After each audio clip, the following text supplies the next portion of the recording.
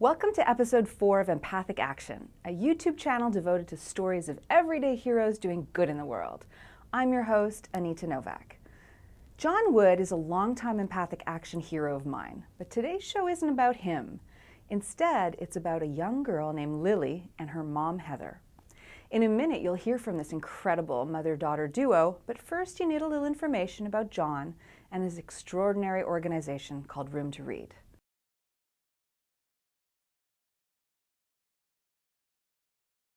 In 1998, John Wood made millions working at Microsoft, but says he didn't find his true calling until he took a vacation in Nepal.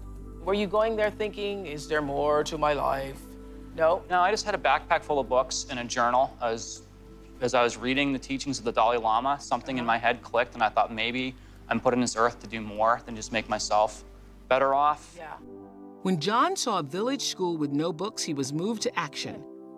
He quit his high-paying job to build libraries and schools in developing countries around the world.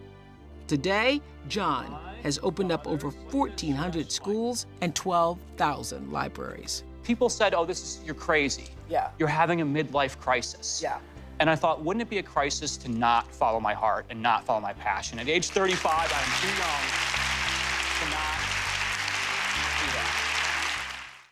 I met John a few years ago while doing graduate research, and we became friends. One day, I organized a friend-raiser luncheon for him. It was a great gathering, and John inspired the guests.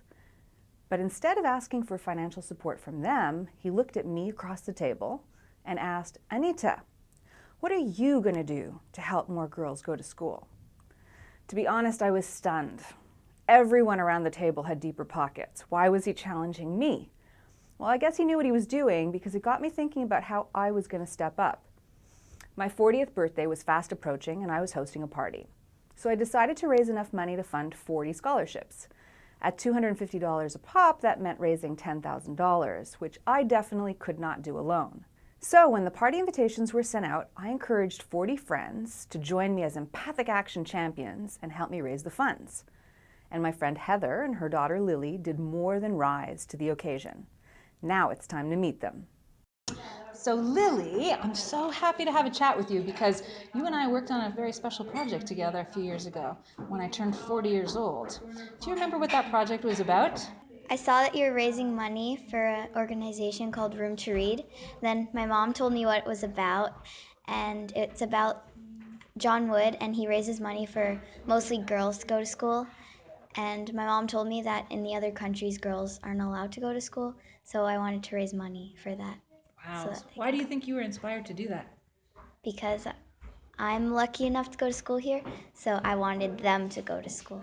So what did you and your mom talk about doing in order to help support Room to Read and this fundraiser?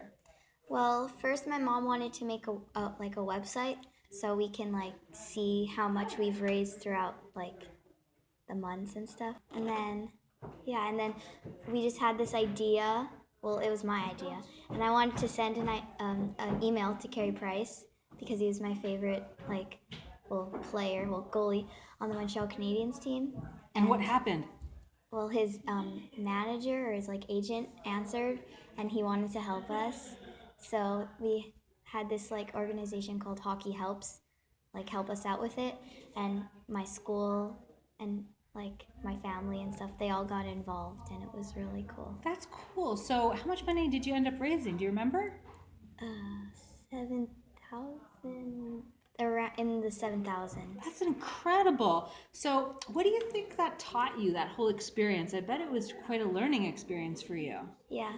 Did you think you were going to raise that much money when you started? No, I thought I was only going to raise 100 or 1,000 in the middle. Because you started off with bracelets. I think you were making bracelets that you were selling at school, right? No, it was I was Charms, okay. Yeah, and I was making charms, and I raised money with that, and it wasn't. I made $10 in the first week, and it just wasn't working out. So right. We just found out that So your mom must have helped out quite a bit. Yeah, she did. Heather, so your daughter found out about this fundraiser. You shared with her, I think, when you were reading at night, if I'm not mistaken, and she said, well, let's do something. So tell me a little bit about how that kind of happened for you.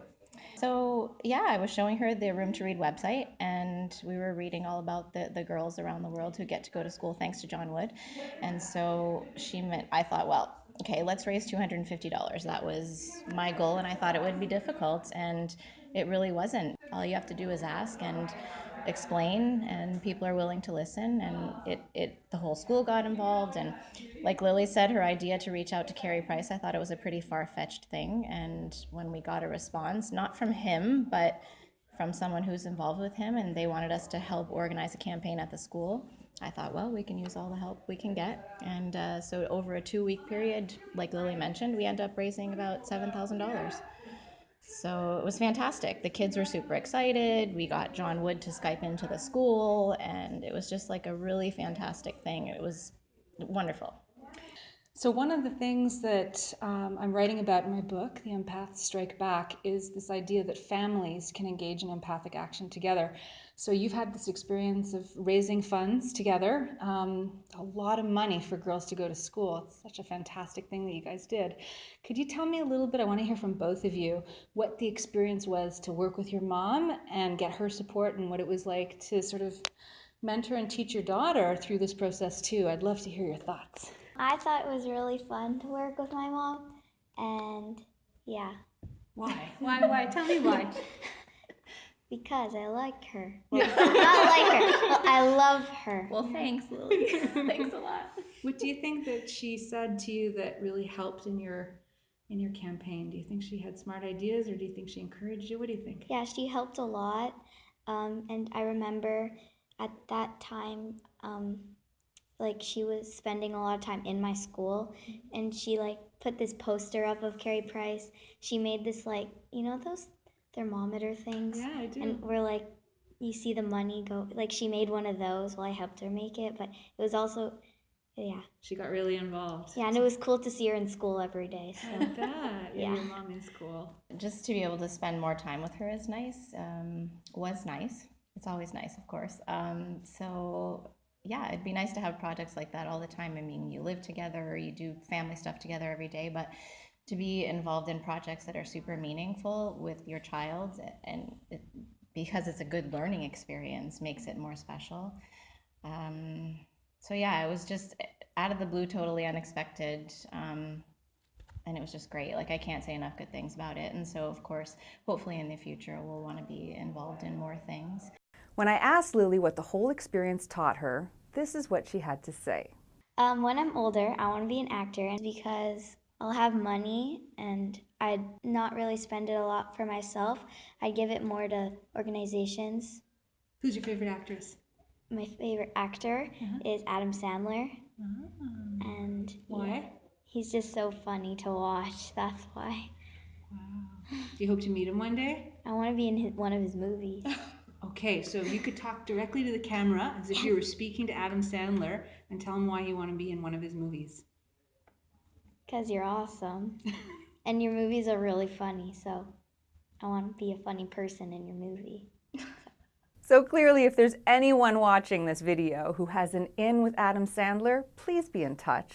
Thanks again for watching, and I hope you'll join us next time when you'll meet Salima, a young woman who's harnessing the power of the sun to ensure that girls in her native Kenya succeed in school and don't have to turn to child prostitution. Until then, remember that anyone can become more empathic with practice, so be on the lookout for empathic action opportunities. They're everywhere.